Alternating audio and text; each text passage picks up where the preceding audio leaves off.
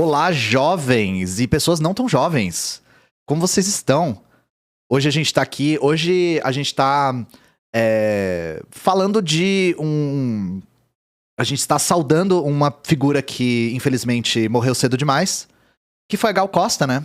E também ontem morreu Rolando Boldrin, que é outra figura importantíssima. Caralho, o Boldrin morreu? Você não sabia? Rolando Boldrin morreu ontem também. Velho, eu não vi o do Boldrin, cara. Então a gente teve um dia bastante triste ontem pra música e cultura brasileira, né? Nossa, velho, do Boldrin eu tô bolado. Eu via Boldrin com meu avô, cara. Eu adoro o Rolando Boldrin também e, tipo... E o Boldrin era mais velho, ele tinha 80 e poucos, né? Mas a Gal tinha 77 só.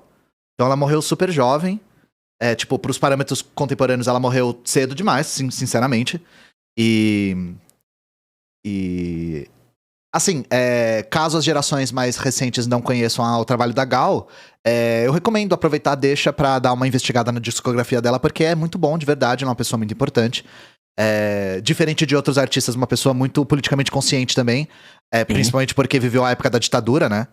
E é isso, a gente perdeu uma grande cantora. E eu tô falando assim, 77, ninguém aqui quer morrer com 77. O pessoal tá tirando sarro porque eu falei 77 é jovem, mas sinceramente, 77 hoje em dia é uma coisa que a gente pode dizer que é cedo demais. E a gente vai deixar um pouquinho da Gal aí no fundo. Então hoje não vai ter comemoração, hoje vai ter homenagem mesmo. Pro trabalho dela e do Rolando Boldrin, que caso vocês não saibam, aí eu faço até a recomendação, se vocês quiserem procurar um pouco do trabalho dele no Senhor Brasil, que é um trabalho muito bacana, que tem muito de uma espécie de curadoria e compilação de cultura brasileira, que é riquíssimo, riquíssimo.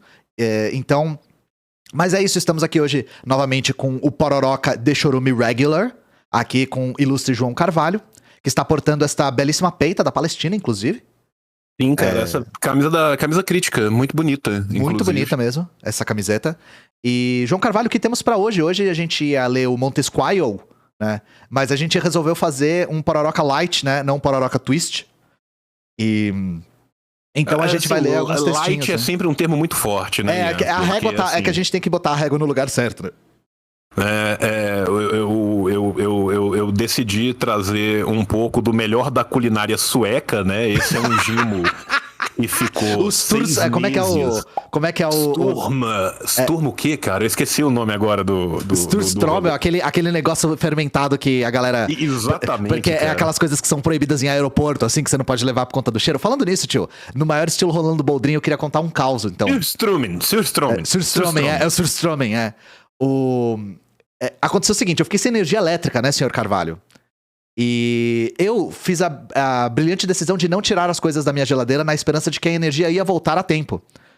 Ou seja, a minha geladeira virou um caldo de necrochorume, assim, que, enfim, tá com cheiro de gaveta do IML.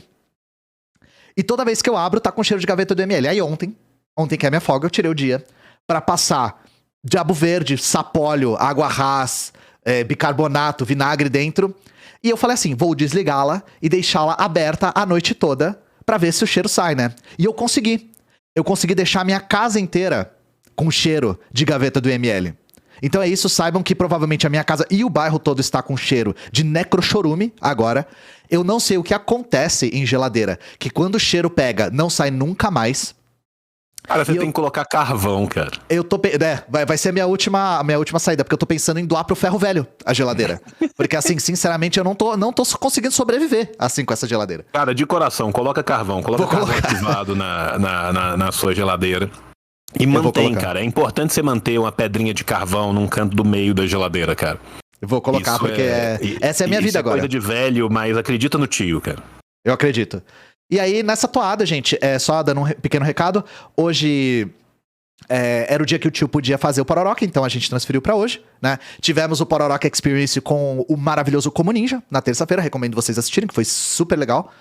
E hoje a gente vai ter o Como News também, então a gente vai fazer o Pororoca agora, depois o tio vai sair fazer as coisas de pai dele, né, de criar os 2 meninos dele, e aí a gente vai continuar aqui com as notícias do dia. Então vamos pro Amis Bush agora, né?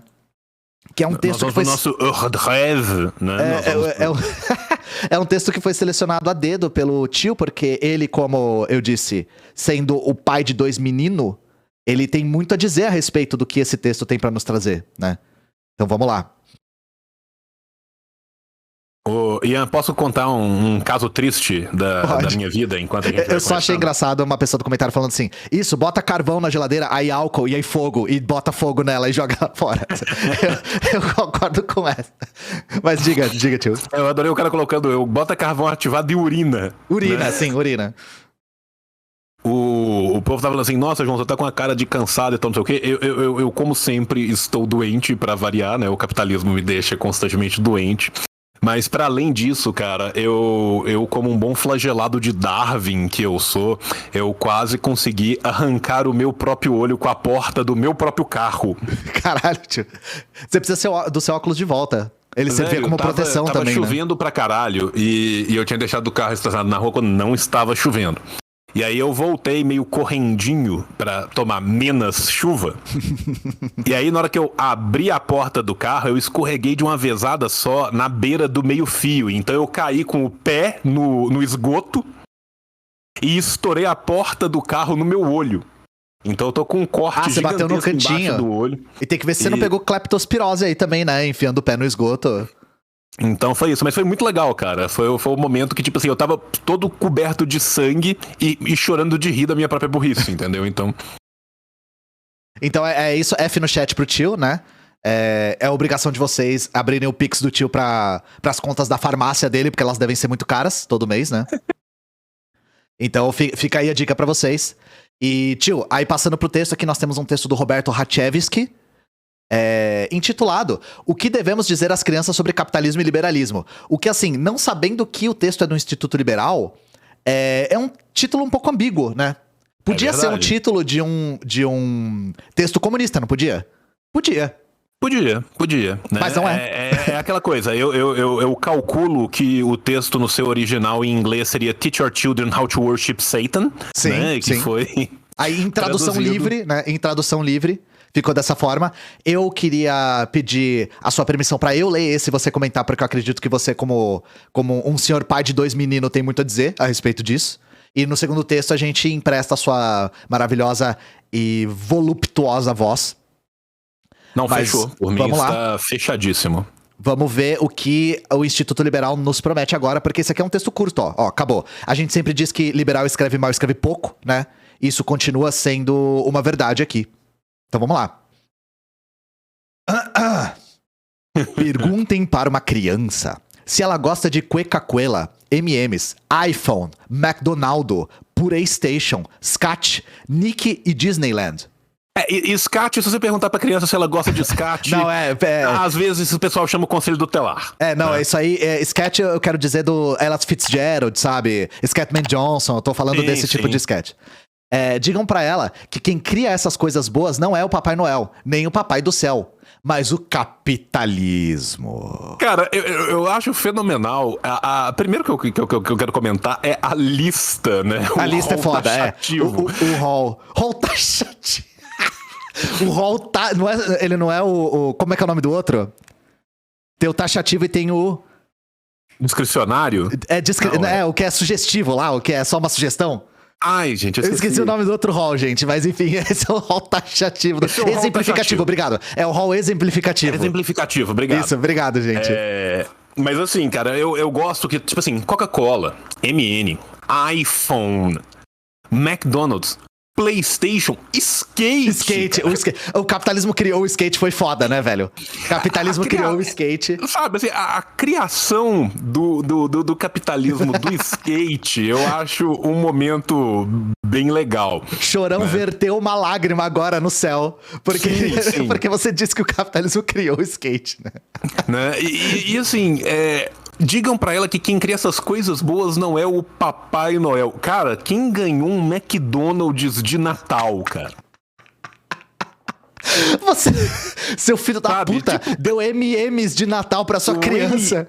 Você deu de Natal pra sua criança um M&M e uma promoção do cheddar, tá ligado? Começou bom demais já, velho. Começou bom demais. E o McDonald's até vem com um brinquedo, dá até pra gente dizer que tem algum caminho sendo traçado aí, mas a Coca-Cola e o M&M's foi um pouco mais, assim, né? Eu adoro as coisas do Instituto Liberal, que ele dá já uma ideia de quanto a polícia do bom senso passou aqui na rua depois que o capitalismo criou o skate. ele dá uma ideia de quanto tempo, né, você vai investir na leitura. 2 a 3 minutos. 2 a 3 minutos. 2 a 3 minutos de investimento. O cara é articulista. O que ele fez? Ele tava conversando com alguém no Zap, virou e falou assim: esta resposta dá um belo artigo do... Os caras tratando o site deles como se fosse o Twitter, né? Cara, mas assim, já começa com isso, né, cara? Como que você vai conversar com a criança sobre um modo de produção? Você vai virar pra ela e vai falar assim: você gosta de comer e usar calçados e se locomover? Nada disso jamais existiu na história da humanidade. E no geral, assim, você gosta de entretenimento, né? Você gosta de entretenimento, no geral? Lazer. O lazer, e é o que eu falei numa outra live, tio. Isso aqui é um exemplo interessante de... Bom, você falou como falar com uma criança sobre um modo de produção. Eu tenho a impressão de que os liberais sequer têm clareza do que o capitalismo é. Não tem. Não tem. Eles não definiriam o capitalismo como modo de produção. Eles no máximo definiriam como um sistema. Porque isso precisaria de um conceito. E o conceito, ele é um universo fechado. Sim. Né? Então, assim, os conceitos não servem ao liberalismo, porque como o liberalismo é completamente idealista e cada hora ele tem que falar alguma coisa, a mesma coisa pode significar 1000 coisas diferentes, né? O único conceito que existe no liberalismo é o conceito de Neston. Cada palavra tem 1001 significados, invente Sim. um. Sim. Né? Invente o que corrobora mais com a sua tese a priori, né? É meio isso. Naquele momento. Né? Naquele momento, no momento do texto. E isso aqui é um exemplo de como essas pessoas descrevem o capitalismo como de um lado entra capitalismo e do outro lado sai PlayStation. Que as coisas são automáticas. Isso aqui é fetiche. No sentido de feitiço mesmo.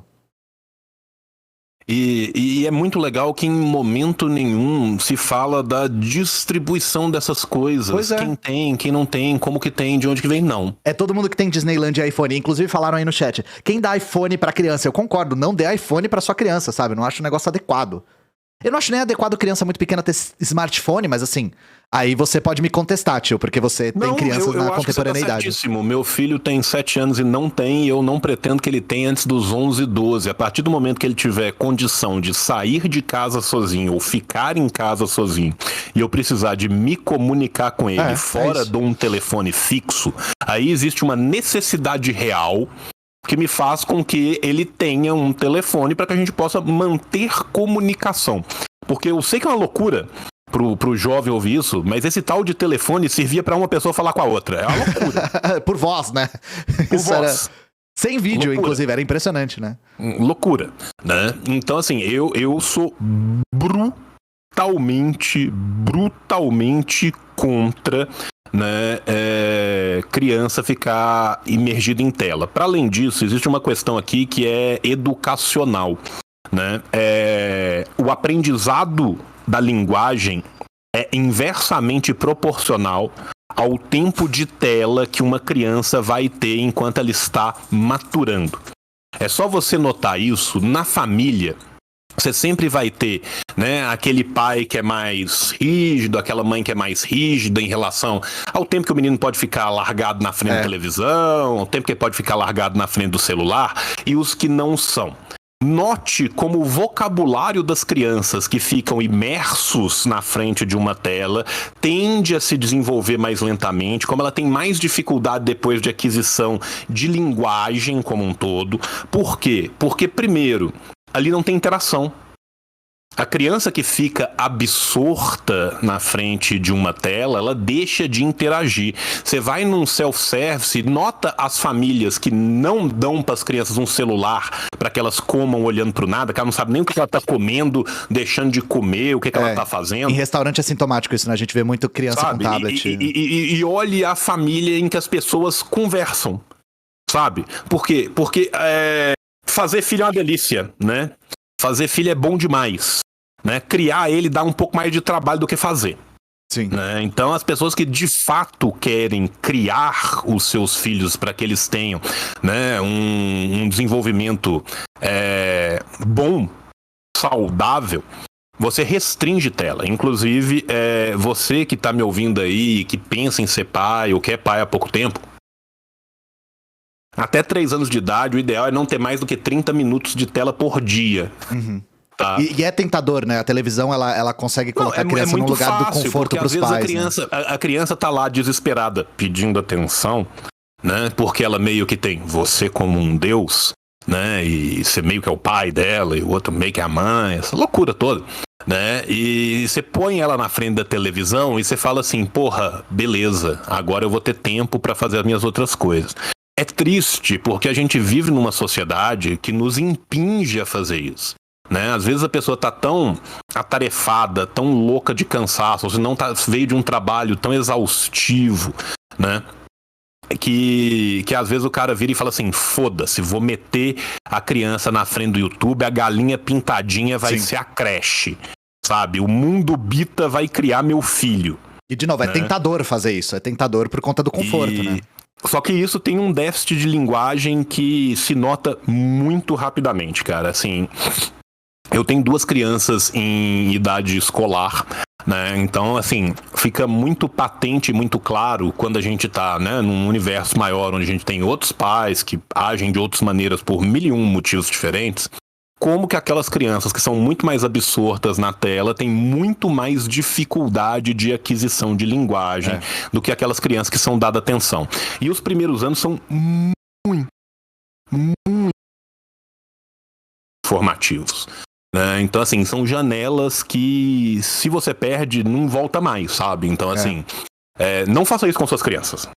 E tio, eu gostei da dica que deram aqui no chat, que é, dá celular pro seu filho, bloqueia tudo menos o marxists.org. É isso, É isso. É uma coisa boa, eu recomendo também, né? Você fazer aquele controle parental, bloquear tudo, botar senha menos o marxists.org. É isso. O capitalismo... vamos lá? Vamos lá, continua. Porque a gente vai ter mais o que comentar aqui, eu tenho certeza. O capitalismo não impede que as criancinhas adquiram coisas boas e nem que elas cresçam para criar as coisas boas que gostam. Portanto, não é certo tirar dos outros aquilo que elas desejam. Cara, olha que coisa maravilhosa, né? Você tem uma premissa falsa e uma conclusão que não tem a ver com a premissa, né? Ele não falou nada aqui, é impressionante. Eu gosto como quando você coloca quando você coloca um conectivo que não faz o menor sentido, sabe? Assim, vamos ver o portanto, né? O portanto é fantástico. O portanto que não faz nenhum sentido. Porque assim, o capitalismo não impede que crianças adquiram coisas boas. Sim, ele impede. Sim, e ele tá partindo de uma afirmação que ele não fez. Sim. Né? Então, assim, a primeira coisa é que é medida, né? Assim, a primeira frase, o capitalismo não impede que as criancinhas adquiram coisas boas. Olha, impede sim. Tem várias criancinhas que estão adquirindo a sua parca alimentação em um lixão. Sim. Né? Sim. Nenhuma dessas crianças está vivendo na Coreia, nenhuma dessas crianças está vivendo no Laos, nenhuma dessas crianças está vivendo em Cuba, né? Onde que essas crianças estão vivendo? E nem que elas cresçam para criar as coisas boas que gostam. Olha, impede sim. Quais são, dentro deste sistema, as reais capacidades que são dadas, formativas, na educação da grande massa de trabalhadores, do proletariado, do campesinato, para que eles possam, de fato, chegar num ponto de serem os responsáveis por um certo desenvolvimento técnico? Essas pessoas são cerceadas desde o berço. Né? Então nós estamos falando de 2 mentiras, que o capitalismo faz exatamente isso, e o capitalismo precisa de fazer isso para manter um status quo minúsculo vivendo no topo dessa pirâmide. E aí, a partir dessas 2 mentiras, ele vai e me mete um conectivo que não faz nenhum sentido. O conectivo é o pior desse parágrafo, assim, a coisa mais esquisita. Portanto, não é certo tirar dos outros aquilo que elas desejam. Desculpa, cara, em que momento, né? Eu acho e tá com erro de concordância aí também, né? Não é certo tirar dos outros aquilo que eles desejam. Porque mas pode estar se referindo às crianças, né? Elas, as criancinhas, desejam adquirir coisas boas. Nesse ponto não é nem o meu maior problema. Meu maior problema é, a ausência completa, total e irrestrita de lógica. 2, as 2 premissas mentirosas. E 3, o mito do búlgaro morando na sua casa, sabe? Assim, eu adoro esse mito, né? Que, assim, como que o comunismo funciona? Né? O comunismo funciona da seguinte forma: o cara que tem um Renault Kwid parcelado em 88 vezes, o Estado vai tomar o Renault Kwid dele porque as dívidas do Brasil serão saldadas, né? Empenhando o Renault Kwid, hipotecas em cima do financiamento do Renault Kwid, né? E o que o socialismo visa como construção não é tirar a propriedade dos meios de produção da mão de uma classe exclusivamente. Mas é sim tirar o uso material de coisas pequenas. Por exemplo, a Nike, o MM, sim. o McDonald's, o iPhone e o PlayStation. Né? Como é que nós vamos criar uma redistribuição na nossa sociedade? É tirando a propriedade privada dos meios de produção? Não. É indo na casa de cada pessoa e fazendo o Brasil inteiro se juntar para contar quantos MM que tem e redistribuir os MM naquele dia. E isso é interessante, tio, porque isso aqui é uma retórica de pânico moral muito utilizada pela direita, que é falar sobre padrões de consumo. E pautar o modo de produção, que eles não denominam dessa maneira, através do consumo. Então é uma das coisas que a gente vê a respeito, por exemplo, das críticas, entre aspas, à União Soviética, falando a respeito de padrões de consumo, sem levar em consideração o imperialismo, sem levar em consideração o embargo, sem levar em consideração a situação de extraordinariedade política dos países socialistas. Então, porque não dá pra falar, é o que você estava falando, nenhuma dessas crianças da fila do osso, né, é da Coreia, é de Cuba. É do Laos. E é isso que eu falo. Porque assim, se a gente for palpar pelo básico... E não é questão de levar em conta padrão de consumo. É levar em conta a questão de padrão de consumo de bens supérfluos. Supérfluos. Sim, supérfluos. Uhum. Porque se for dos bens básicos, o socialismo dá um baile em qualquer país capitalismo, mesmo no centro. Os bens de fato necessários, e inclusive os bens culturais, os bens imateriais, o acesso à saúde, o acesso à educação, o acesso à moradia, o acesso a pleno emprego. E mesmo a lazer. Mesmo a lazer. Né? Cara, Druzhby Petkovic, né? Vamos dar aqui o nosso alô, nosso querido Druzhby, nosso querido camarada Petkovic, sim. Né? Ele falando Petkovic sobre esse sintomático.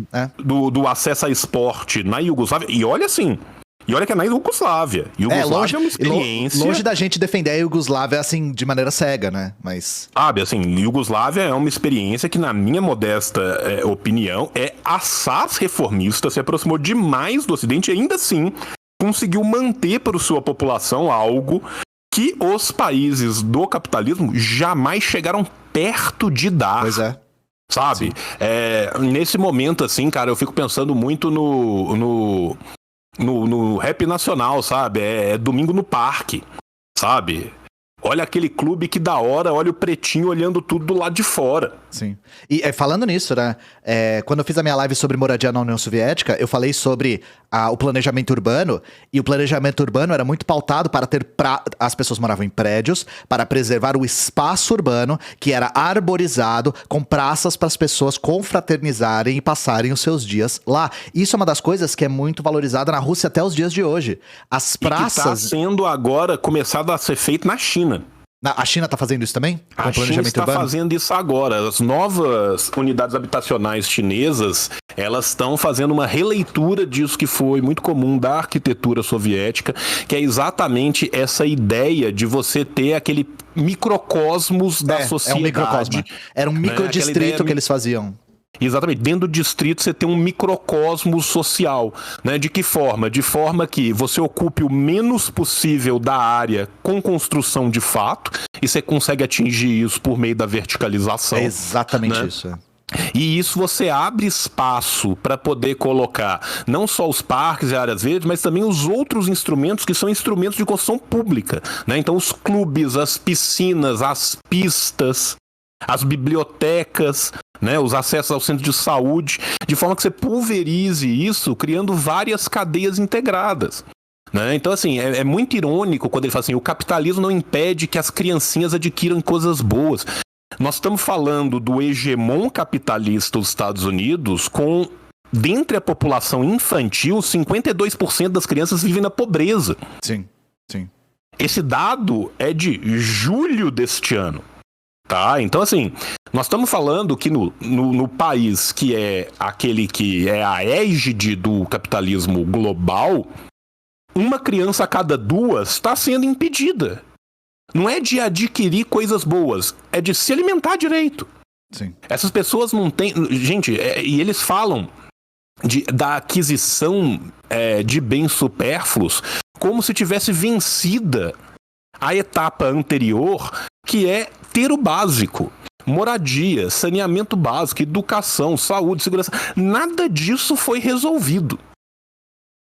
Nada disso foi resolvido. Mas aí o que você pensa? Você fala assim, não, mas hoje em dia, na favela, na periferia, na comunidade, o cara tem uma TV de plasma, enquanto a bosta que ele caga boia na frente da própria casa. Sim, e é por isso que eu tô falando a respeito do... O pobre tem uma TV de plasma com...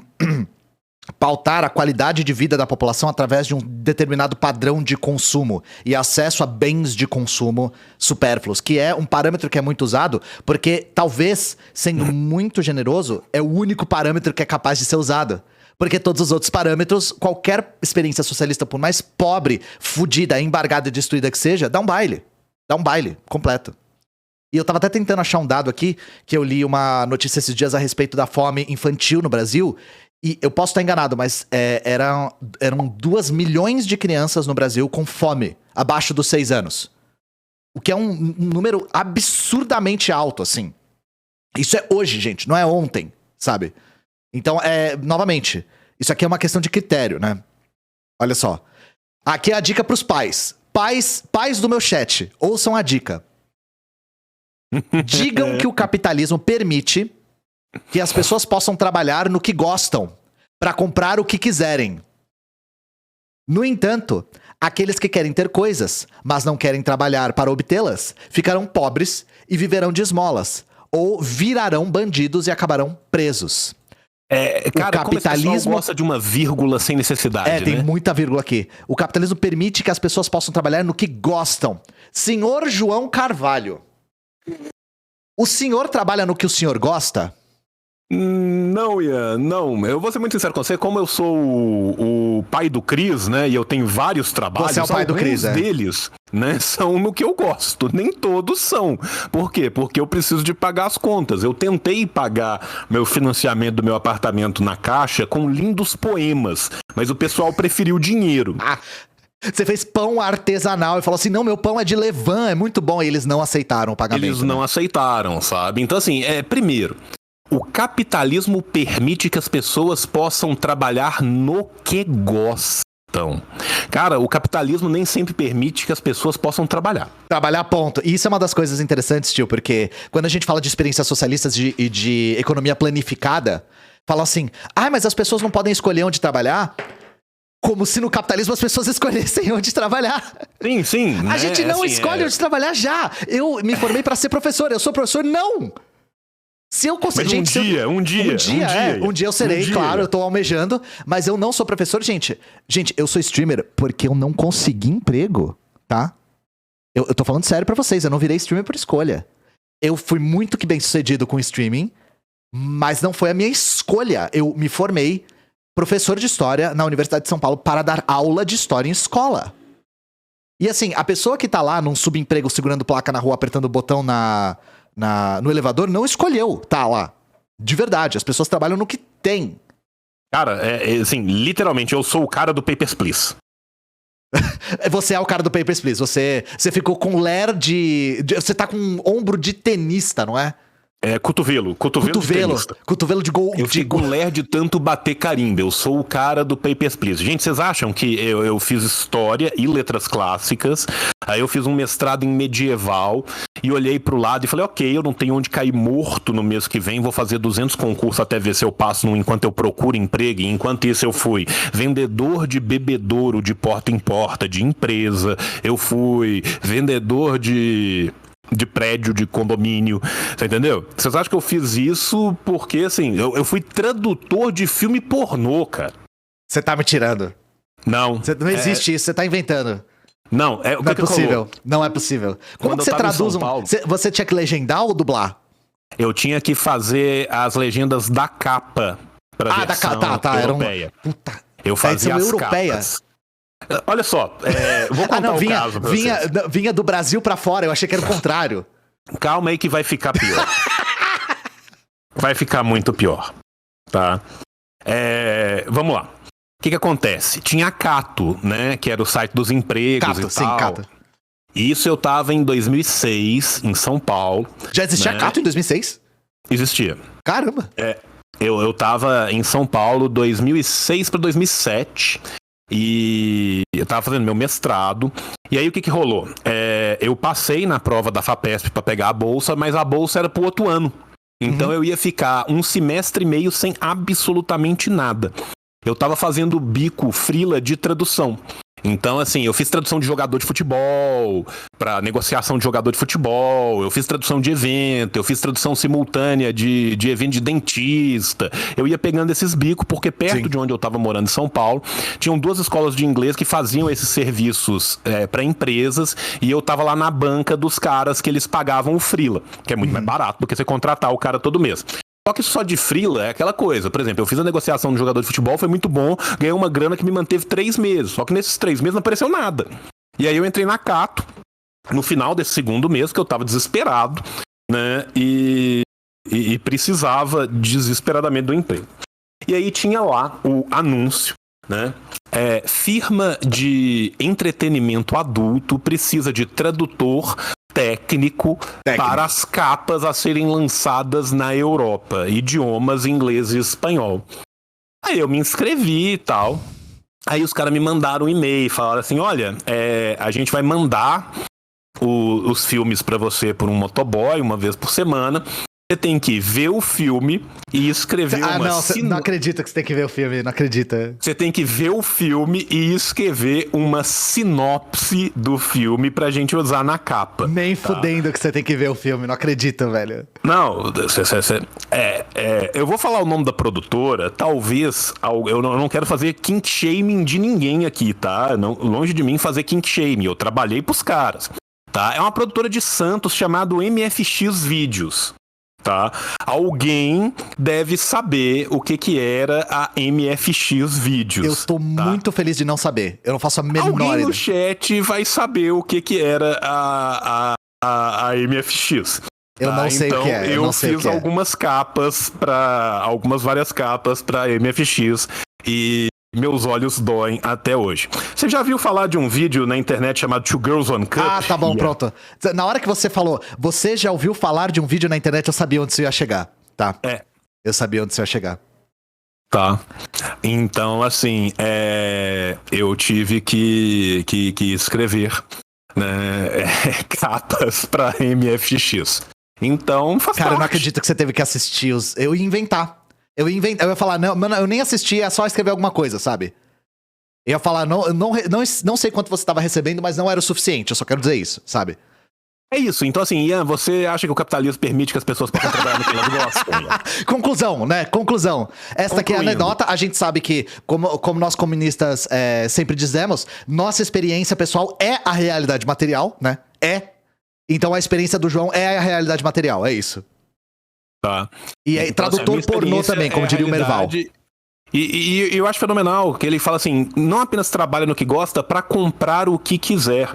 Cara, eu passava por um trabalho que era traumatizante, tá? Pra poder pagar minhas contas, não era pra não é pra comprar o que você quer, não. Eu queria, tá ligado? Eu mal fazia o rolê bater, cara. A gente trabalha pra sobreviver, não é pra comprar o que a gente quer. Eu trabalhava pra sobreviver, cara. Assim, eu lembro, assim, de... Porra, cara, nessa época, que foi a época antes de entrar a bolsa, depois com a bolsa eu conseguia me manter melhor, porque aí eu pude fazer menos freela, fazer uns freela menos doentios, né? Sim.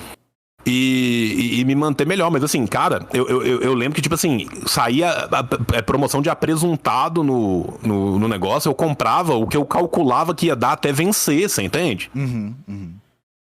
Eu substituía uma das minhas refeições por dia por um sanduichão de pão com apresuntado, porque não dava, cara. E a gente nem precisa dizer a situação que tá a segurança alimentar dos brasileiros médios hoje em dia, né, gente? Tá uma coisa calamitosa, então, assim... sabe? Se você já botou os pés no mercado hoje em dia, pelo amor de Deus, as pessoas estão vivendo... O Bolsonaro vive dizendo que quem tem Auxílio Brasil de R$600, fome não passa. Mentira.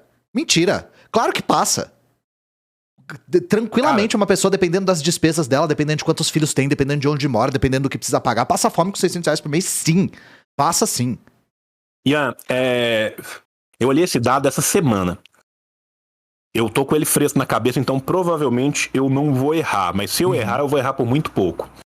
Teve uma pesquisa há pouco tempo atrás, que exatamente quando o Bolsonaro falou que o Auxílio Brasil, né, o Bolsa Família dele, era 3 vezes o do Lula, e todo mundo falou, não, isso é mentira, tal, não sei o quê, porque era de 400, depois ele subiu para 600, mas assim, tirando as tecnicalidades, o que essa pesquisa fez? Ela olhou quanto que custava a cesta base, em média, em 3 grandes capitais, que era São Paulo, uma capital do Sul, que eu acho que eles olharam Curitiba, e uma capital do Nordeste, que se eu não me engano eles olharam Recife.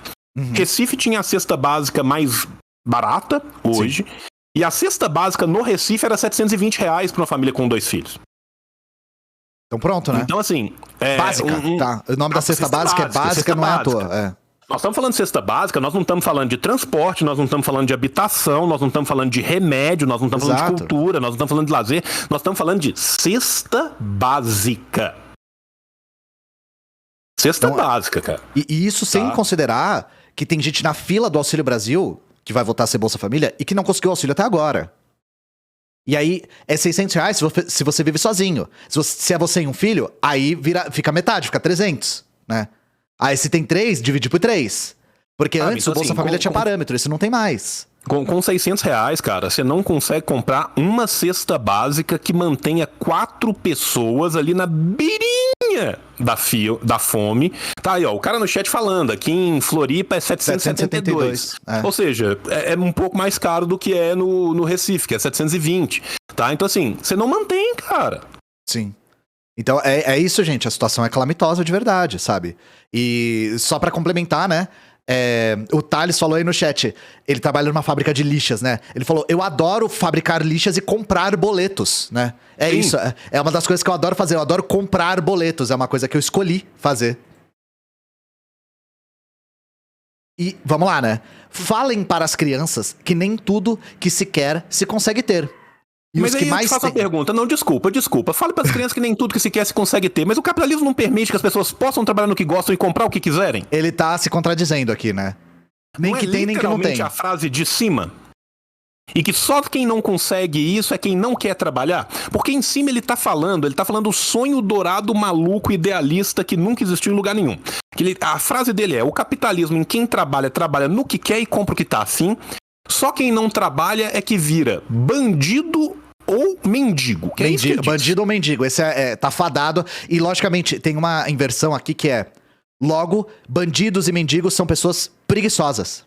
Sim, né? O que é, assim, é muito perverso, né? É um subtexto muito perverso. Mas a gente sabe que esse subtexto chega em Lombroso, chega em Gobineau, chega em Lothrop Stoddard, chega em Goebbels. A gente sabe onde que esse subtexto chega. Né? E aí, na frase de baixo, ele fala assim, mas então, conta pra elas que não vai rolar tudo. Sim. Vai rolar tudo, exceto fala pra elas que não vai rolar tudo. E pior, olha só. E os que mais têm são aqueles que mais criam para os outros. Como a gente já leu o texto liberal pra caramba, tio, a gente sabe exatamente do que ele tá falando aqui, né? Super-homens bilionários são nossos superiores. Exato. Que eles estão dizendo que cria para os outros? Os burgueses. Porque o burguês, ele merece ser burguês porque ele criou o valor para os outros.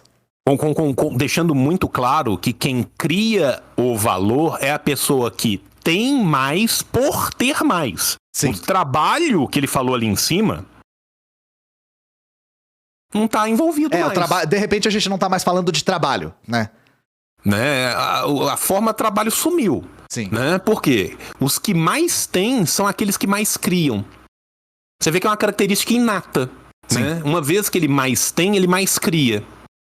É o superpoder dele. E uma das coisas que a gente orienta, assim, pra desconstruir um pouco essa falácia liberal, é que o limite do argumento deles chega na origem do capital. E aqui a gente tá falando de capital já, gente. É uma das coisas que eles não conseguem contra-argumentar. Inclusive, hoje no Comunismo eu vou trazer uma matéria só sobre isso, tá? Sobre a constância das famílias brasileiras no poder econômico do país. Eles dizem que o capital cria valor e você arriscou o seu capital, logo você merece ter este valor na sua mão e o controle desse valor na sua mão. Só que a origem desse capital é onde o argumento deles esbarra. Que é, se a gente for investigar historicamente, a origem desse capital está na acumulação primitiva de capital, que envolve mão de obra escrava, envolve famílias que estão no poder há séculos, envolve uma série de privilégios, expulsão de terras, né, expulsão das pessoas de terras. Então, assim, a origem do capital é uma das coisas que é o limite, quase que um limite lógico do argumento liberal, do mérito, né? Aí, ó, por falar em mérito, a meritocracia na frase de baixo. Por isso, recebem tanto em troca, o que lhes permitirá adquirir o que quiserem. Existem aqueles que não conseguem criar nada ou criam muito pouco, não podendo obter nem o que precisam para sobreviver. Ou seja, é mérito. Aí, olha só que loucura, né? Só aqueles que não trabalham é que ficarão pobres, mas também existem aqueles que não conseguem criar nada ou criam muito pouco e ficam pobres. Ou seja, um dos dois parágrafos não bate com o outro. E isso aqui tem outro subtexto que vai ter gente pobre. Não tem o que fazer. Vai ter gente que é pobre. E é isso, gente. Vai ter gente que não vai criar nada, ou cria muito pouco, e aí não vão conseguir o que precisam. E ele fala, pra sobreviver. Ou seja, pobre, né? Não é nem o que não quer, é que não consegue sobreviver. E é aquela coisa, né? Foda-se Por que eles são pobres? Porque eles não criam. Não criam. Né? Você vê que a criação, o creo, é completamente metafísico. É uma criação de valor que é feita não necessariamente pelo trabalho, mas por possuir valor anteriormente. Sim. O fato de se possuir o capital imbui a pessoa misticamente, dota ela da criação de valor. E é isso, isso é uma das características do fetiche do capitalismo. De que o capitalismo se move por si só. Ele simplesmente cria espontaneamente valor porque o valor é criado. Simples assim. E criado a partir do burguês, né? Como se fosse mérito do burguês. E é o subtexto disso aqui, porque isso aqui é muito mais perverso porque ele tá falando sobre falar com crianças, né? Sim. É assim, como você vai naturalizar para as crianças algo que é construído socialmente? Como você vai naturalizar para suas crianças desde o berço de que elas têm que simplesmente lidar naturalmente com o fato de que existem pessoas miseráveis no mundo e fazer com que ela acredite, por conseguinte, que a pessoa é miserável por escolha ou por incompetência. Por quê? Porque você tá naturalizando algo que não é natural. Uhum, sim. E aí o que o tio falou de Lombroso, por exemplo, isso aqui... No século passado e no século retrasado, desenvolveram teorias de que isso era racial. Sim. De que a incompetência... Porque se teve mais... E eu tô falando isso no subtexto racializante dessas teorias do século XIX e XX, né? A Europa é mais desenvolvida, os outros continentes são menos. Como o desenvolvimento é uma questão de índole pessoal, logo, vocês já entenderam onde eu quero chegar, né? Uhum. Então, pra isso aqui virar um discurso racializante é um pulo, tá, gente? Já tá na beirada. Digam que se quiserem ajudar criancinhas pobres, terão que poupar para poderem doar coisas pra elas, como caridade. Meu Deus. Sendo assim, caridade é uma coisa né, boa quando é feita por iniciativa própria. É a filantropia. Né? É a filantropia. Você não pode ter empatia. Diga pra ela que ela não pode ter empatia. Ela tem que ter filantropia e a filantropia advém do seu mérito. Sim. Por quê? Porque a filantropia que advém do mérito, ela vem imbuída com a clivagem social. Ela aristocratiza. E o que é aristocracia? É literalmente aqueles que têm mais dinheiro. É o domínio daqueles que têm mais dinheiro. Aristos é rico. Sim. Vem de Ares, em grego. Tá? A aristocracia vai ser aqueles que são nobres pela negócio, né? A filantropia, o que você está fazendo? Né? Você está dando, por quê? Porque você é melhor do que aquela pessoa e você está oferecendo para ela para se sentir bem com você mesmo, porque você pode e ela não pode, ela está abaixo de você na escada social. É o ego lá em cima. Né? E o que não tem nisso aqui? Aqui não tem empatia, aqui não tem senso de coletivo, aqui é o individualismo atomizante burguês sendo levado às suas últimas consequências.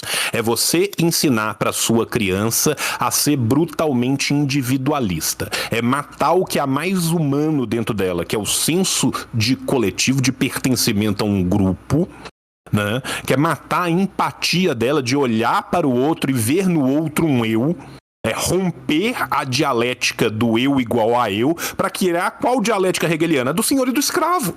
Sim, sim. Quando Hegel, na Fenomenologia do Espírito, fala da dialética do senhor e do escravo, é isso, gente. O eu não é mais igual a eu. Um olha para o outro e não se reconhece ali.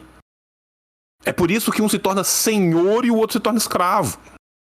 Então você está ensinando a sua criança a ser individualista, abrir mão da empatia humana, abrir mão do senso coletivo que nos torna homens, no sentido de homens com H maiúsculo, de coletividade da humanidade, para se tornar um indivíduo atomizado.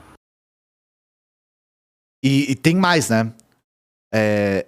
Quando alguém quer lhes tirar o que possuem à força, mesmo que seja para dar para criancinhas pobres, é feio. Quem faz isso também deveria acabar preso. Imposto é roubo. Em roubo é posto. Em roubo é posto. Gente, é impressionante que... Cara, como o texto liberal é repetitivo, João. Eu tô vendo que a longo prazo a gente vai ter um problema de não ficar repetitivo aqui no canal, porque puta que pariu. Os caras, eles têm uns argumentos circulares, assim... E assim, aqui é basicamente tudo que a gente já leu em outros textos, só que com vocabulário voltado pra criancinhas, né? Ou seja, você vai falar pro seu filho que em roubo é posto. Já viu aquela página Ben 10 anarcocapitalista? É isso, você vai passar o Ben 10 anarcocapitalista. Né? Não apenas o imposto é roubo, mas qualquer tipo de política, seja ela pública ou não, que busque equanimizar qualquer coisa, é um crime. Sim. Você só deve doar se você escolheu doar. Né? Se você escolheu deixar a pessoa morrer de fome, isso é uma escolha sua e você tem esse direito. Quando alguém quer lhes tirar o que possuem, mesmo que seja para dar para crianças pobres. Ou seja, o que nós estamos falando é, quando alguém quer tirar o latifúndio improdutivo do seu papai. Sim. Né? Para que os imóveis abandonados do seu papai. Os imóveis abandonados do seu papai, o latifúndio improdutivo do seu papai, é muito feio. Mesmo que aquilo sirva para salvaguardar a vida de centenas de pessoas. Sim. Então é isso, defendam a propriedade privada dos seus papais. A todo custo, tá?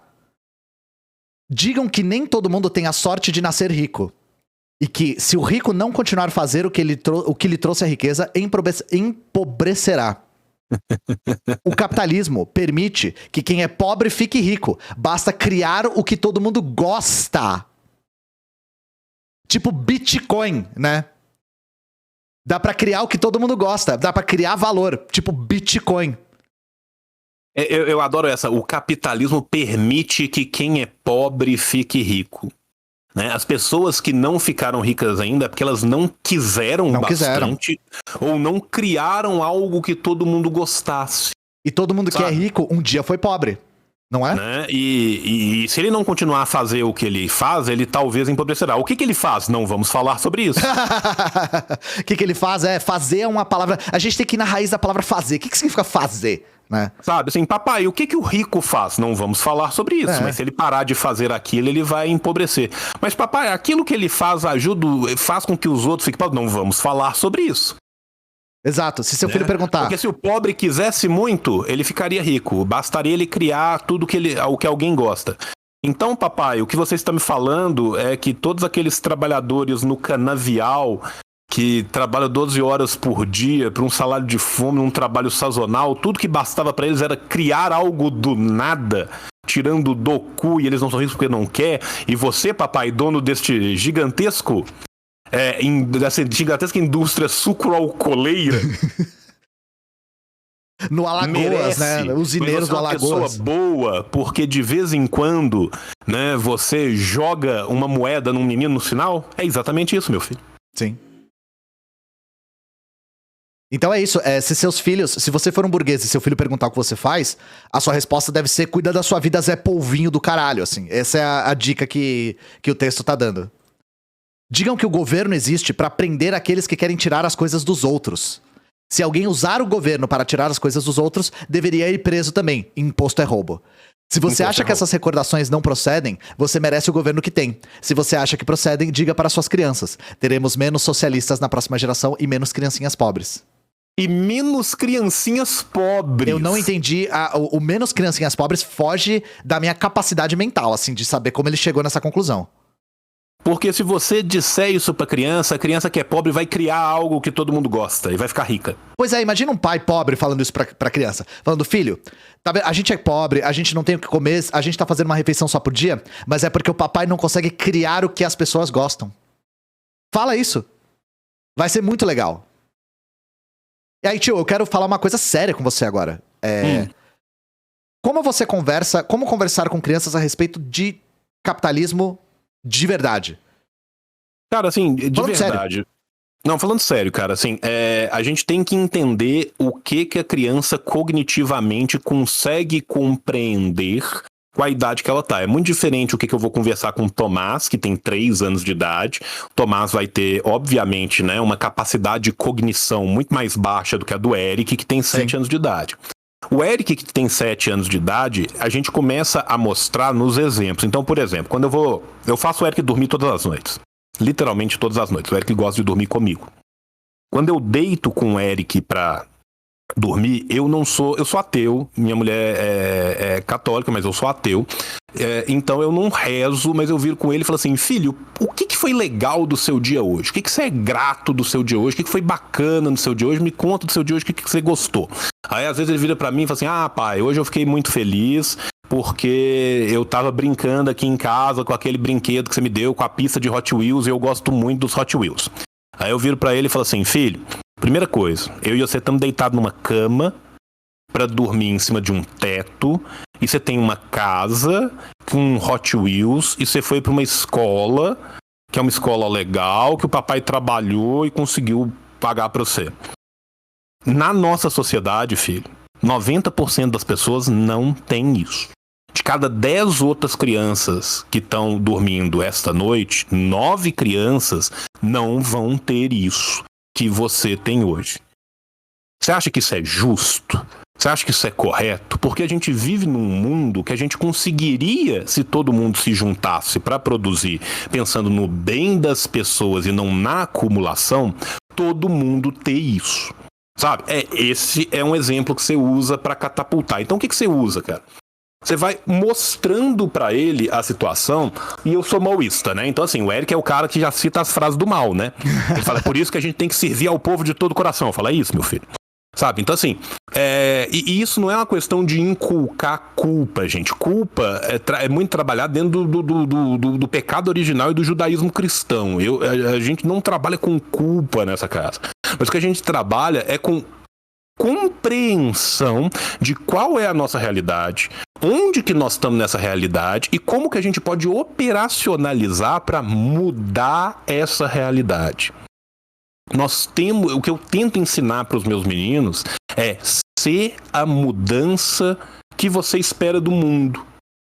É desejar aos outros aquilo que é bom para você. É não desejar aos outros aquilo que é ruim. Sabe, já teve, por exemplo, assim, uma vez que a gente tava viajando e aí não tinha lugar de lanchar no meio do caminho. Aí depois de 4 horas da gente viajando e tava de noite, os lugares tudo fechado, e a gente tinha saído tarde, porque era um funeral que a gente tava indo pra ir, a gente teve que levar os meninos. E o Eric tinha ficado acordado e ficou todo assustado com a situação de morte e tal. Sim. E ele falou assim: pai, eu tô com muita fome. Eu falei: filho, a gente tem o lanche do carro, que já acabou, mas assim que eu conseguir achar um posto que esteja aberto, que era interiorzão de Minas, a gente vai parar, ou senão quando a gente chegar lá, nós vamos parar e vamos comer. Né? Mas eu quero que você pense o seguinte: tem só 4 horas que a gente saiu de casa, eu trouxe um lanche que você fez no carro, e você tá com a sensação de fome. Tem gente, meu filho, que infelizmente não tem. A gente tem. Eu sei que é doído, eu sei que é ruim, eu sei que você tá com incômodo agora, mas eu quero que você pense que logo ali na frente o seu incômodo vai acabar. Tem gente que não tem essa certeza. Nós, dentro de 2 horas, vamos estar numa casa, que é a casa da sua avó, e lá vai ter comida. lá você vai conseguir comer. Mesmo que todos os postos no caminho estejam fechados, você tem um horizonte que te fala, que te garante que dentro de muito pouco tempo você vai ter aquilo. Tem gente que não tem essa oportunidade. E aí ele virou pra mim e falou assim, pô, rapaz, eu não tinha pensado nisso.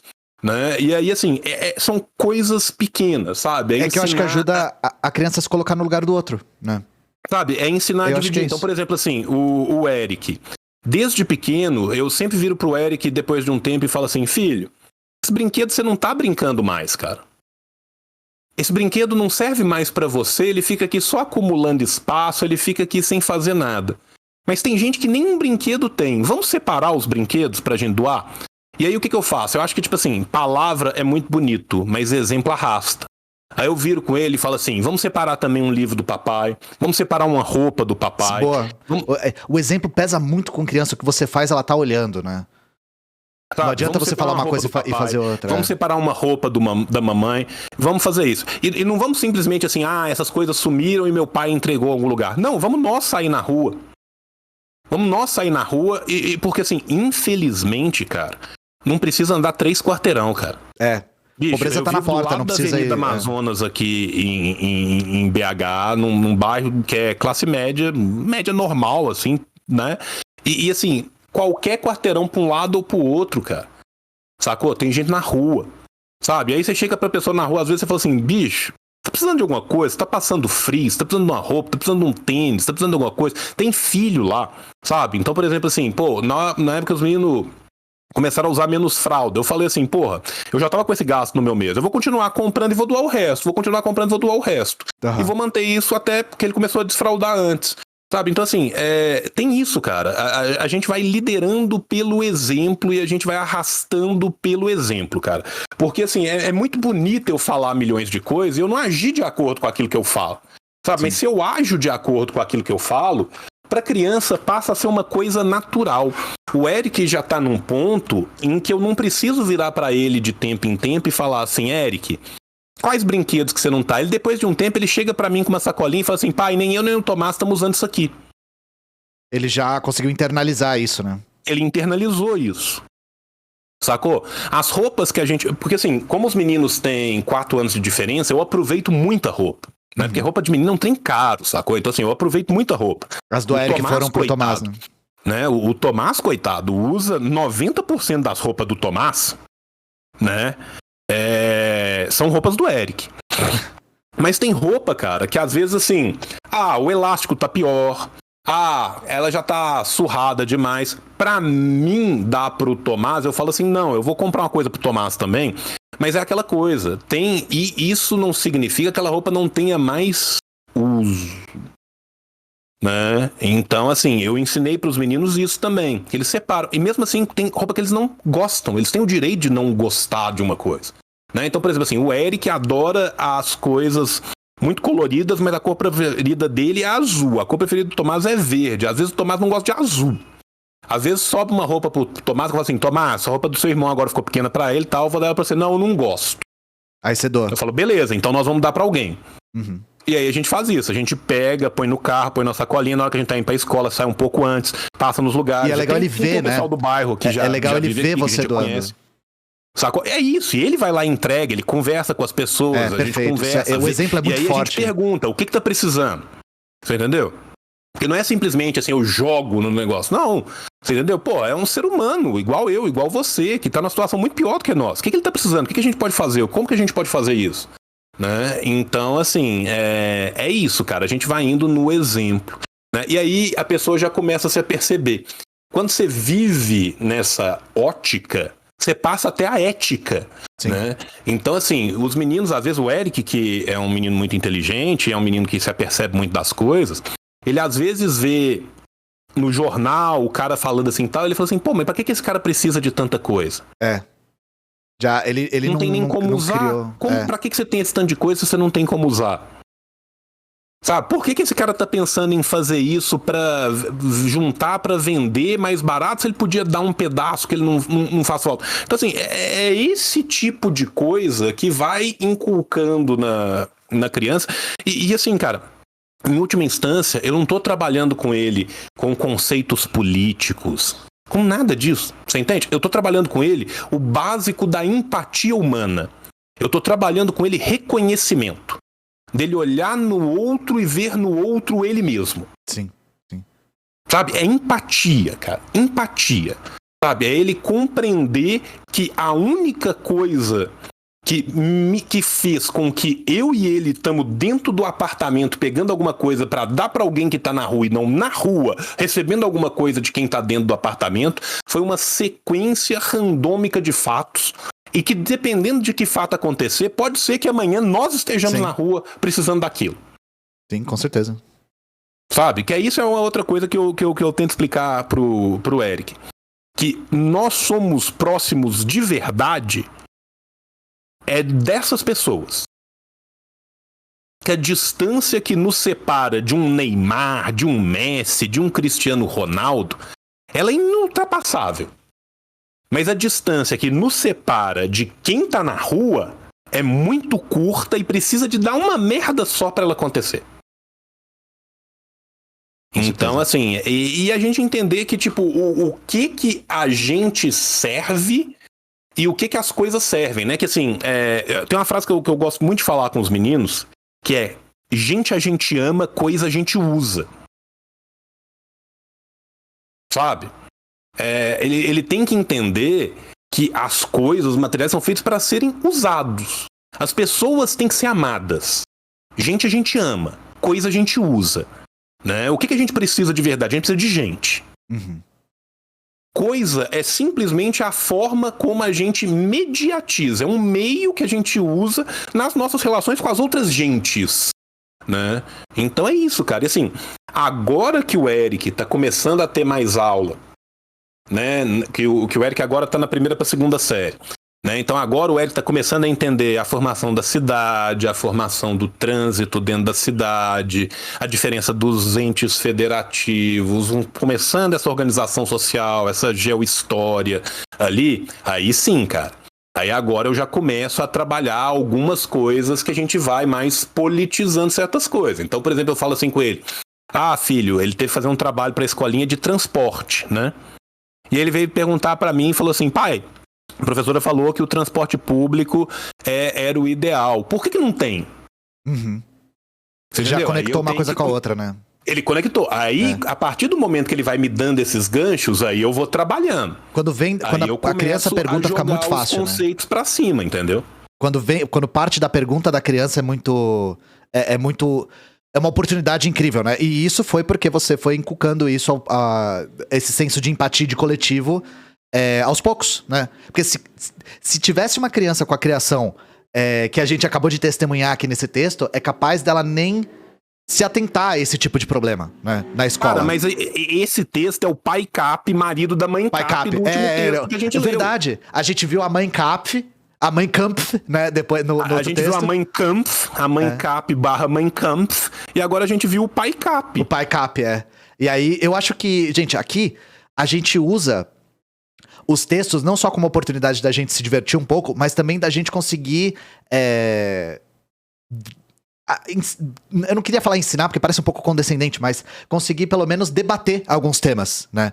Eu acho que esse tema foi interessante, eu fiquei muito tentado a trazê-lo aqui, porque eu queria justamente fazer a pergunta pro João a respeito de como a gente conversa com nossos filhos a respeito disso. Cara, né? eu vou aproveitar e vou contar mais um caso do Eric, que eu lembrei aqui agora, que aconteceu há pouco tempo, e ele mostra muito como que esse tipo de coisa funciona. Eu só vou ligar o ventilador aqui, porque eu tô suando pra caralho. Eu vou deixar a câmera no full screen pra gente... Há pouco tempo atrás foi Dia das Crianças, né? E o Eric tá numa escola, que é uma escola muito legal, porque ela é uma perspectiva educacional muito diferente, assim, sabe? Então, assim, as séries não é tipo assim, primeira série, segunda série, terceira série. Tem as fases, e nas fases tem os meninos juntos. Então, assim, os maiores ficam com os menores. As idades são misturadas, né? Exatamente. Quando você é menor, você aprende com o maior, e dentro da escola tem várias crianças PCD, e aí eles aprendem a conviver, e um aprende com o outro, e um vai aprender. É do caralho, assim. É uma escola muito bom esse tipo de escola. Muito bacana, ensina muito pra ele. E aí o que acontece? Lá eles aprendem o tempo todo a dividir as coisas e a trabalhar coletivamente com as coisas que eles têm. Então o Eric tinha um amiguinho que tinha cartinha de Pokémon, né? E aí ele começou a dar cartas de Pokémon para o Eric, né? Para que o Eric pudesse também montar um baralho, para que eles pudessem jogar juntos o Pokémon deles no recreio deles, né? E aí o Eric virou para mim e falou assim: pai, de Dia das Crianças, você pode me dar umas cartas de Pokémon? Eu falei, posso. E eu tinha crédito na loja de Magic e Pokémon, e eu peguei várias cartas de Pokémon pra ele.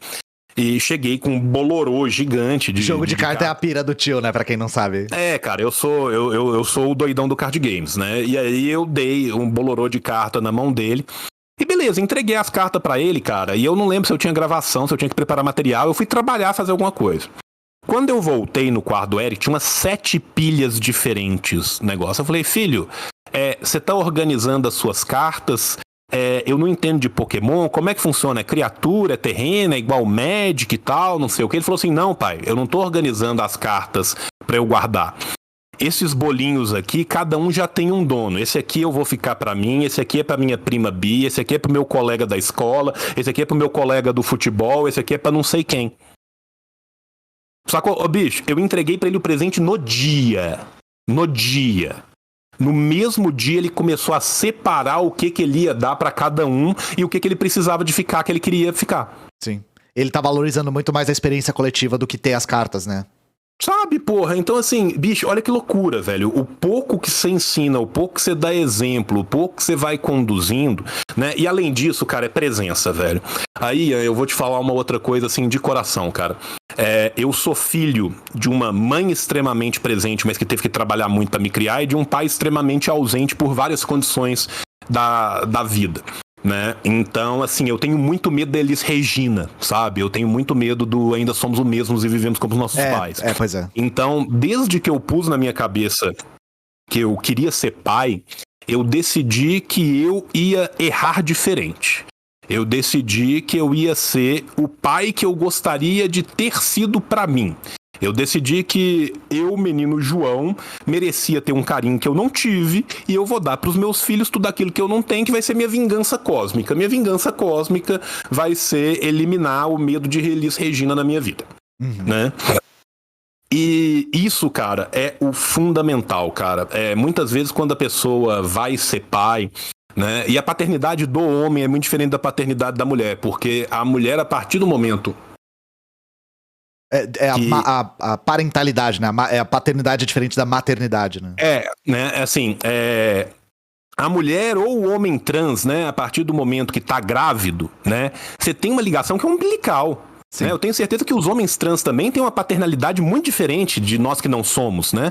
Com então, certeza. assim, porque no momento da gravidez... Seja mulher cis, seja homem trans, ele tá ali dentro, cara. O ser tá crescendo dentro de você.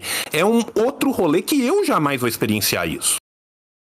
A paternidade, pra mim, ela nasceu muito mais... É óbvio que ela nasce como ideia, que eu queria, que eu me preparei, que eu fui estudar, né? Estudar, assim, no meu canto. Fui ler Vygotsky, fui ler Krupskaya, fui ler Shugin, fui ler Pistrak, fui ler as coisas que eu achei que eu tinha que ler. Mas é uma coisa.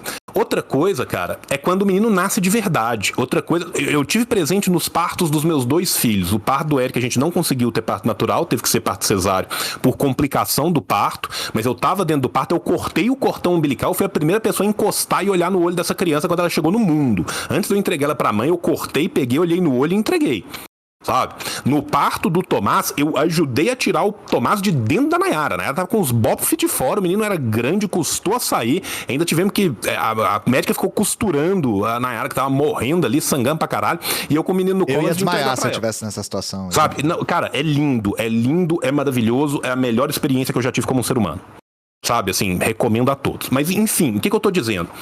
A paternidade minha, de verdade, que uma coisa é a paternidade teórica, outra coisa é a paternidade na praxis. Na hora que você pega o bicho na sua mão, olha pra ele e fala assim, esse aqui é um pedaço de mim que vai ficar nessa porra desse mundo horrível, esquecido por Deus, a coisa muda muito, né? E a coisa mais importante, cara, é presença, cara. Você pode errar de vários jeitos. Pra criança não importa, importa você estar ali. Importa ela saber que você estará lá independente de qualquer coisa.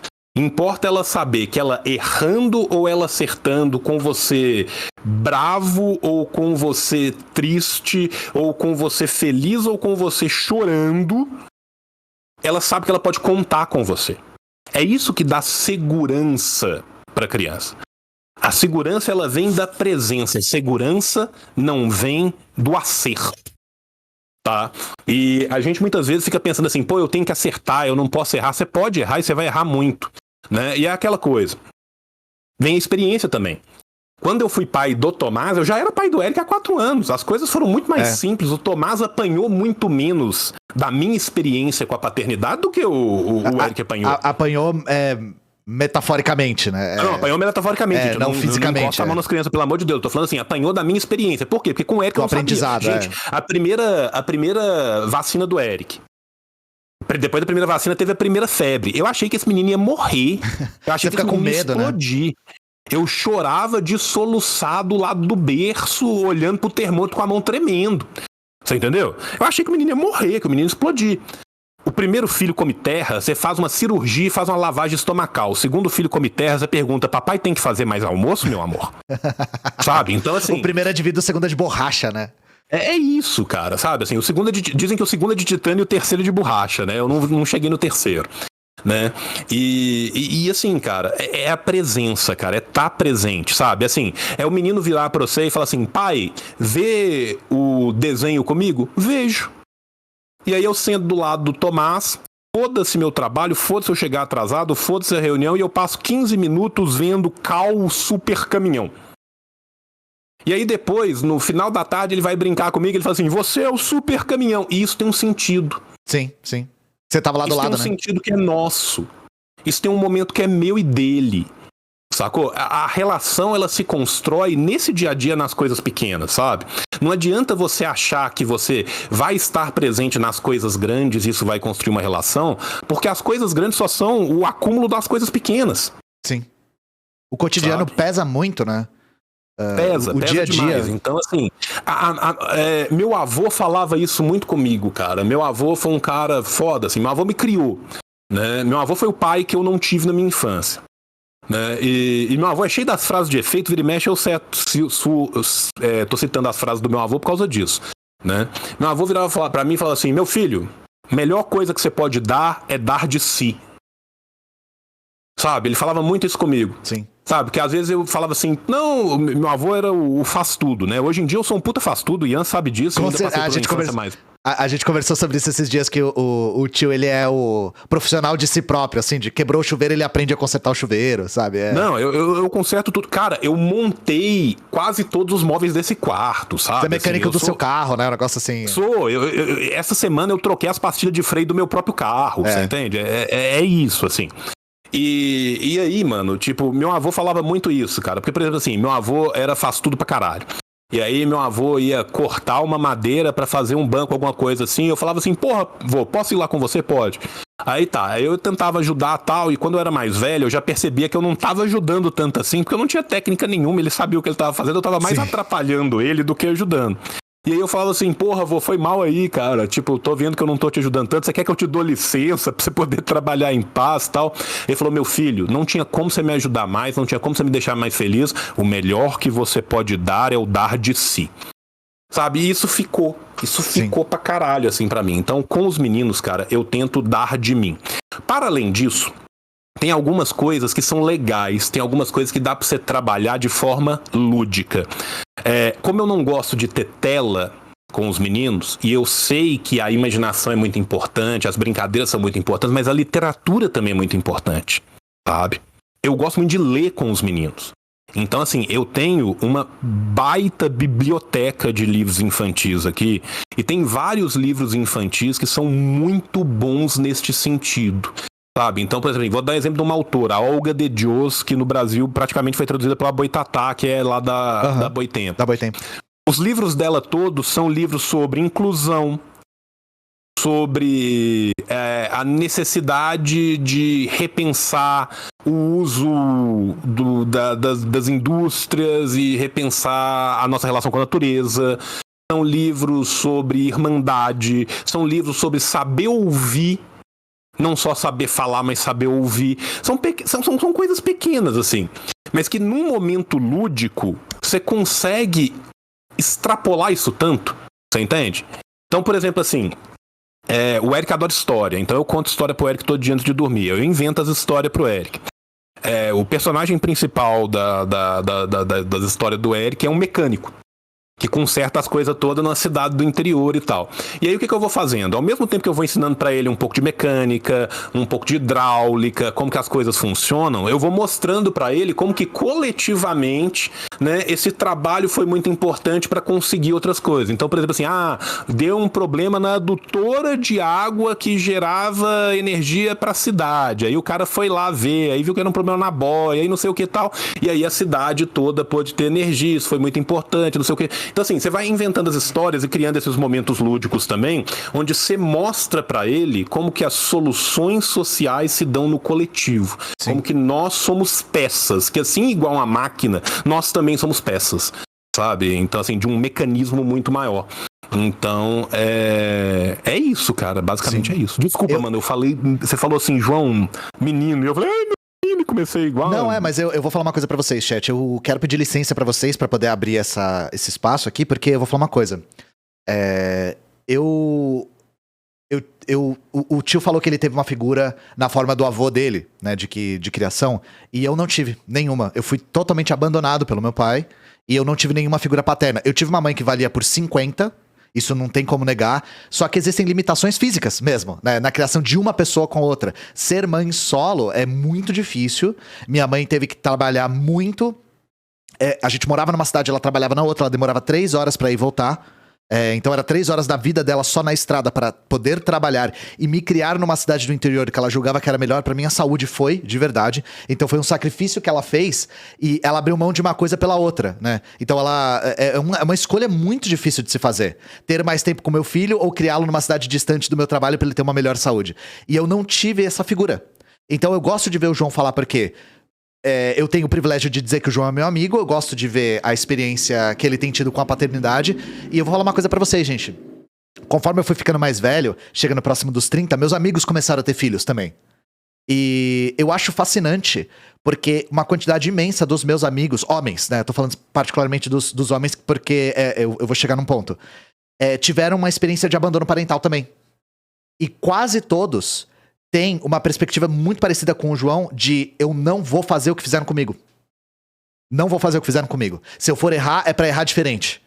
E aí eu gosto de perguntar como esses meus amigos têm lidado com a paternidade mais próxima da nossa geração, com essa geração que teve... Que sofre cada vez mais com as mazelas do neoliberalismo, que transforma a forma paternidade e maternidade de maneira material mesmo.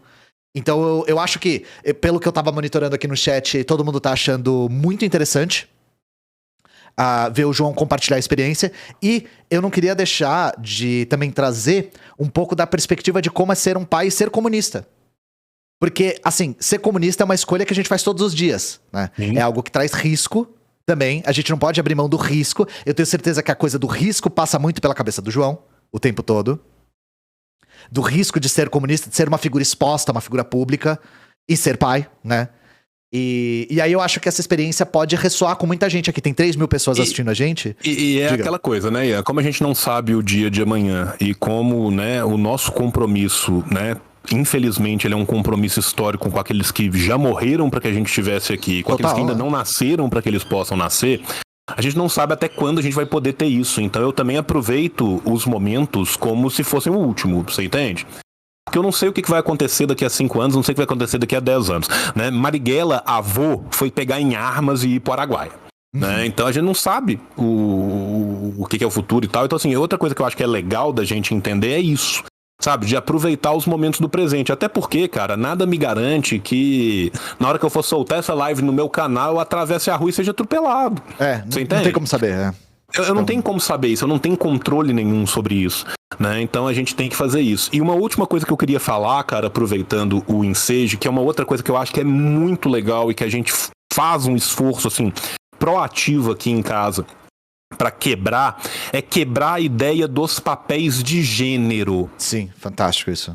Sabe? Isso a gente faz um esforço, assim, gigantesco aqui em casa. Então, por exemplo, assim, toda vez que os meninos pediram boneca, ganhou boneca. Toda vez que eles pediram algum brinquedo que é rosa, que é não sei o que, ganha do mesmo jeito. E isso é uma coisa que eu tenho que dar muito crédito pra minha mãe. Minha mãe sempre fez a mesma coisa. Sabe? Então, assim, ela nunca Tomás, teve tabu por exemplo, com nada. O Tomás, assim, bicho, o Tomás vai ser cozinheiro, sabe? Assim, eu nunca vi um menino gostar de brincar tanto com servir comida pros outros. Sabe, assim, o sonho do Tomás é isso.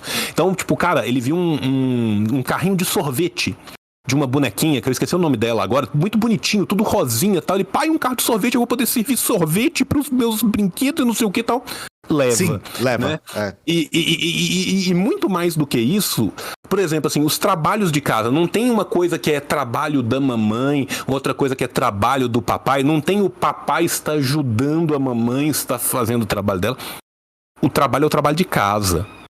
O trabalho e o exemplo fala mais forte do que tudo. Ele vê você lavando louça, ele vê o homem lavando louça, limpando o chão, lavando as roupas. É um exemplo assim, muito forte. O tempo inteiro.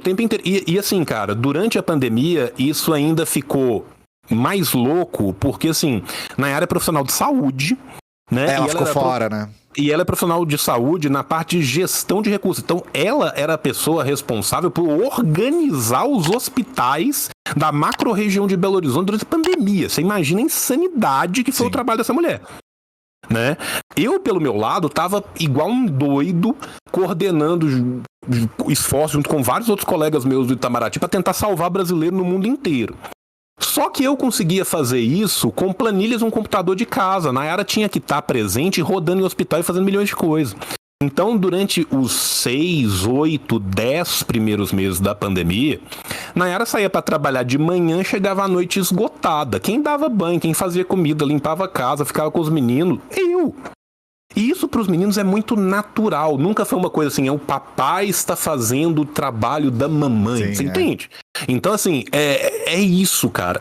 Isso são coisas que quando você age de uma forma muito natural, não é nada, sabe? Então, assim, a própria, né, diversidade dos nossos amigos. Nós temos muitos amigos que são casais, ou de homens, ou de mulheres, ou transexuais. E para os meninos isso é super normal, porque não é criado aquela coisa maluca, sabe? Então, por exemplo, assim, a gente vai, tá? Não, esse aqui é o fulano, esse aqui é o marido dele, fulano, tal, não sei o quê. E é isso, sabe? Então, assim...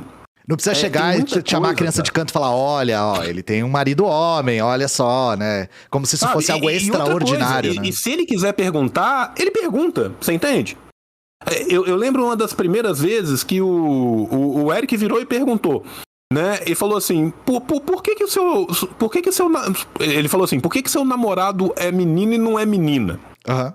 Aí o rapaz novo falou assim, não, é assim mesmo, Eric. Tem menino que gosta de menina, igual seu pai, e eu sou um menino que gosta de menino. Então ele também é um menino que gosta de menino, nós damos certo. Igual seu pai e sua mãe são um casal, eu e eles somos um casal. E geralmente a criança... a criança geralmente responde, tá, né? Ela não tá nem aí. Foi além, né? Ele falou, e aí foi ótimo, né? O Eric virou e falou assim, não, que legal, dá pra vocês jogar futebol junto. Aí os dois começaram a rir na hora e falaram assim, nós não gostamos tanto assim de futebol, sabe? Mas foi muito engraçado, assim, porque o Eric, na hora, ele falou assim, porra, baita vantagem. Baita vantagem, mano, ganhamos, né? Baita vantagem, caralho, dá pra jogar bola, sacou? Então, assim, É fantástico, né, gente? E eu falei, eu gosto de ouvir a experiência porque... assim, paternidade é algo que eu não tenho parâmetro. E eu falei, eu adoro... Sempre que eu tô com os meus amigos que são pais de primeira viagem ou de segunda viagem, que tem a faixa etária próxima da minha, eu adoro conversar sobre isso, eu adoro ver as experiências que as pessoas têm. E, novamente, eu me vejo muito nessas experiências por uma questão de você... não ter tido e ter que fazer quase que do zero. Porque você teve um puta pai, assim, você teve uma família super estruturada, você tem um parâmetro muito bom pra trazer pros seus filhos, né? Mas se você não tem, você tem meio que criar os seus. E errar e aprender com os erros, né? E assim, cara, vou te fazer um elogio ao vivo que eu já fiz pelas suas costas e já fiz com você em privado, cara. Você não apenas... é um baita professor, como é um dos melhores professores que a gente tem na nossa geração, mas agora eu vou falar algo que você vai ser. Se um dia você quiser ser pai, eu acho que você vai ser um puta pai, sabe por quê, cara? porque não tem uma vez que a gente vai conversar, e pode ter, tipo, meia hora que a gente conversou, pode ter 3 dias que a gente conversou, que a conversa não comece com você recuperando alguma coisa que eu falei da última vez, falando assim, você tá bem, aquilo melhorou, aquilo que você tinha discutido, como é que você tá conseguindo fazer isso, essa preocupação que você tem, cara. Assim, vai virar pororoca de lágrimas hoje. Tô falando sério, eu te falo de coração, cara. Eu te falo de coração, cara. Você não tem noção como que isso é acolhedor, cara, sabe? Assim, eu tenho certeza que a primeira mensagem que eu mensageiro... Cara, a gente pode estar fazendo um trabalho junto, a gente pode estar separando bibliografia de Romênia. Sabe, assim, e eu viro pra você e falo, tá aqui a biografia de Romênia que tá faltando e tal. João, você melhorou da sua garganta? Você tá bem, cara? Você tá precisando de alguma coisa? Sempre eu tento fazer sabe, isso cara? Mesmo, eu tento. Então, assim... o povo fala brincando que você vai ser um grande professor, você é um grande professor e você vai ser um grande pai, caso um dia você opte por sê-lo, cara. E João, eu vou te falar uma coisa, isso tem a ver um pouco também com uma transformação que eu passei nos últimos 10 anos, e talvez seja algo que você e muitos homens daí do chat se identifiquem. A nossa relação interpessoal com outros homens, às vezes ela é repleta de tabus e de barreiras que eu só fui perceber que existiam depois de eu atingir a vida adulta. Então, tem uma coisa curiosa que meus amigos de infância, homens, a gente não tinha o hábito de se abraçar. A gente não tinha o hábito de perguntar uns aos outros como é que tava... como é que a pessoa tá emocionalmente, sabe? Se a pessoa tá tendo... As pessoas não têm abertura de falar de problemas que tem nos próprios relacionamentos. Seja com a família, seja com os parceiros e parceiras, né? Então, os meus amigos mais recentes, homens, eu tô tentando, assim, destruir completamente essa barreira, porque eu reparei que isso causou um atraso na minha formação emocional. Demais. Que eu não quero que aconteça de novo nunca mais, sabe? E aí eu vou te falar uma coisa, se eu tiver filhos homens, se tem uma das coisas que eu vou fazer um esforço ativo, é pra que eles não tenham essas barreiras, esses tabus que eu tive com os meus amigos homens. Cara, eu te falo assim de coração, cara. Nós fomos criados numa geração, eu até antes de você, né, que a nossa diferença já é maior, assim, que se preocupava muito com QI, sabe? Assim, tá indo bem na escola, tá indo bem, vai conseguir e tal. Era uma preocupação muito utilitarista pro mercado, aquele Fordismo e o Toyotismo entrando forte. Principalmente o Toyotismo, né, que é muito competitivo, entrou muito forte na década de 70. Então, quem foi criado década de 80, principalmente, isso foi um toyotismo maluco com as crianças, né, de ir melhor e tirar a nota boa e vai. E ninguém preocupava com o consciente emocional, cara. Não existia emoção, sabe? Assim, foda-se se o cara tá deprimido, se tá chorando, se tá morrendo, se tá morto por dentro, foda-se. Tá produzindo, o utilitarista aí tá indo, né? E isso é uma quebra, cara, que é uma quebra que tem que ser, assim, transgeracional, cara, sabe? Assim, nós temos que ser muito grato às mulheres abnegadas que nos criaram. Eu também tive uma, então super nossa, entendo. Minha mãe trabalhando 3 horários por dia. E minha mãe ainda me levava pros lugares, cara. Minha mãe falava brincando. A minha também. Que, tipo, que eu fui mais criado em fórum do que em casa. Porque minha mãe era advogada, trabalhava pra caralho fora antes de passar no concurso e tal. Então, assim, eu ia pra todos os fóruns, ficava em cima da mesa do fórum com ela despachando com um bebê do lado ali, entendeu? E assim, velho, por mais que a gente tenha, né, essa dívida com essas mulheres maravilhosas, tem uma parte da nossa educação também que a gente tem que refazer quando é adulto, cara. Sabe? Então é isso, cara. Porque as pessoas fazem o seu melhor, mas às vezes não é isso que é o que era preciso. E a gente tem que entender isso também para nossos filhos. Eu dou uma educação que eu quero que seja libertadora pro meu filho, inclusive para ele pegar a educação que eu dei para ele e falar assim, não, nisso aqui eu acho que meu pai errou e eu quero ser diferente. Sim. Quando é libertadora de verdade, ele consegue fazer essa crítica. Pensar isso e pensar isso de uma forma crítica, né? Então é isso que a gente faz, né?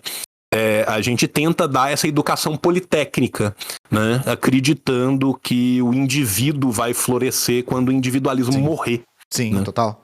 E isso é uma das coisas que você falar sobre a maneira como a gente tem se relacionado, né? Desde que a gente travou laços, né? E eu vou falar uma coisa pra vocês, gente. Foi muito louco, porque o João é uma pessoa que eu acompanho há muito tempo já. Dá pra dizer que mais de uma década eu acompanho o trabalho do João. E aí eu virar amigo do João, pra mim, foi uma coisa extraordinária, sabe? Mas é um dos esforços ativos que eu tenho feito, de tentar não ter relações com homens que são pautadas por uma espécie de sexismo introjetado e um subtexto sexista. Um amigo meu que é pai de primeira viagem também estava conversando comigo sobre isso. E ele falou que ele tinha um pai mais presente, só que ele falou que a partir de uma certa idade, eles pararam de se tocar, de se abraçar. Entende? E aí ele falou que ele reparou isso só adulto, que ele introjetou uma questão de como se relacionar com outros homens a partir do exemplo que o pai dele deu. Que era do tipo, eu abraço meu filho na primeira infância, depois eles meio que tinham aquela coisa de só se parava no e aí campeão, sabe? Só no computer, sabe? Ficava meio desse jeito e nada mais, sabe?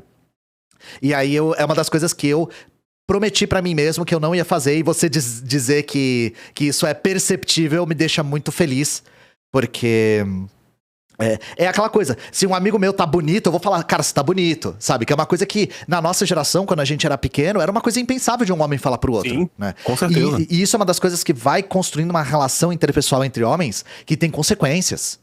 E essas consequências eu senti. E eu não quero que isso aconteça de novo, sabe? Mas aí eu vou falar pra você, João. Eu penso em ser pai, de verdade. Eu preciso descobrir como ainda, mas eu penso nisso de verdade. Porque também... Depois eu te mando uns vídeos que eu traduzi. Não mostra exatamente como, não, mas chega perto. Exato. Mas eu acho que eu vou dispensar essa categoria de vídeos aí, né? Porque você já demonstrou seu trauma mental. Pra quem chegou agora, não queiram entender do que o João tá falando, tá? Não busquem, isso é uma dica que eu dou geral. Achei que foi muito melhor a gente ler um texto e conversar sobre o conteúdo do texto do que ficar lendo vários e só meio tirando sarro. Nossa, não, foi muito bom, cara. Foi muito bom e eu te agradeço muito, cara. Foi muito gostoso pra mim, cara. Eu também agradeço a sua, aí sinceramente, a sua abertura. Porque você falou da sua vida pessoal, né? De uma maneira que nem sempre todo mundo se sente confortável. Mas eu acho que a experiência da paternidade é uma experiência que a gente ainda tem que conversar muito sobre. Nós como sociedade mesmo, né? Que é uma coisa que eu tenho aprendido muito com os meus amigos homens, na maior parte comunistas, que têm perspectiva semelhante à sua, e você poder compartilhar isso com todo mundo foi muito enriquecedor, de verdade. Todo mundo aqui no chat falou que achou sensacional. O pessoal perguntou se pode fazer corte. Eu acho que eu não preciso nem perguntar pro João, nosso conteúdo é sempre público, né? Sim, claro, sempre. As pessoas podem pegar o que a gente falou e distribuir da maneira, na boa fé, claro, né? Sem picotar e falar que... fazer parecer que a gente falou outra coisa, claro, mas eu não preciso falar isso pra vocês. Não, fechou então. Gente, brigadaço por tudo. Vocês que ficaram aí ouvindo a gente, obrigado por terem estado aqui com a gente. É isso, um beijo pra você, tio. Se cuida. Obrigadão, querido. Um beijo pra vocês. Fechou então. E até daqui a pouquinho. Tchau. Falha e falhará. Falha e falhará. Falha e falhará. Olá, jovens! Mais um dia, mais um vídeo do canal. E que dia é hoje? Pode ser terça, pode ser quinta, pode ser sábado e pode ser um dia qualquer. Pode ser octofeira, não sabemos. O que sabemos é que isso é um canal de YouTube. Então o que você faz? Você liga o sininho e já fica curtindo tudo, já fica preparado para os próximos vídeos. E esse canal é o fruto do trisal proibido. De quem? Eu, João, minhas redes na tela, seu Rafael Corrêa, melhor editor de vídeos do Brasil, redes de Menino Rafa pela tela inteira e Dona Nune, melhor capista, melhor artista gráfica, melhor tutor. Redes de Dona Nune. Então o tio sorteia 70 livros por mês. Você quer concorrer?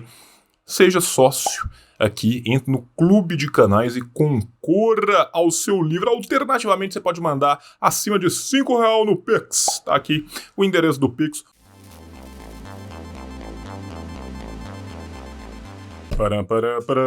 Terminou, mas não terminou. Não terminou, sabe por quê? Porque tem paraíso dos cupom. Tem cupom para um caralho. Tá cheio de cupom. Vamos lá. Assim disse João. Cupom nas Ciências Revolucionárias. Se você quiser entrar, o link tá aparecendo aí. Mas você fala, João, você tem cupom na Boitempo? Tenho. Assim disse João, 20% de cupom na Boitempo. João, tem cupom na Revolustore? Tem.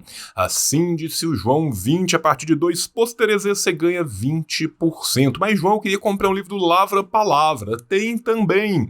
Assim disse o João, 15% 15% nos livros do Lava Palavra. Mas, João, eu queria um livro do Ruptura Editorial, mas tem, fica tranquilo, assim disse o João. Só assim disse o João, você ganha 15% lá. Ah, mas eu queria fazer um curso da classe esquerda. Fica tranquilo, também temos um cupom na classe esquerda.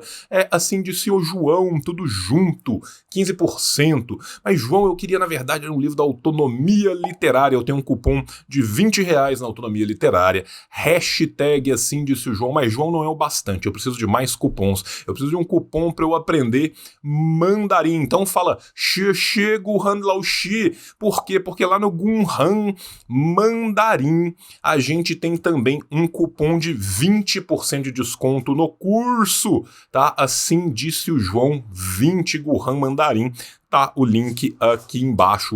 Milhões de cupons. Em breve a gente volta com outro vídeo. Assina o canal, liga o sininho, curte, comenta, printa um QR Code, tatua na testa, faz o que você quiser. Beijo no teu coração e tchau, tchau.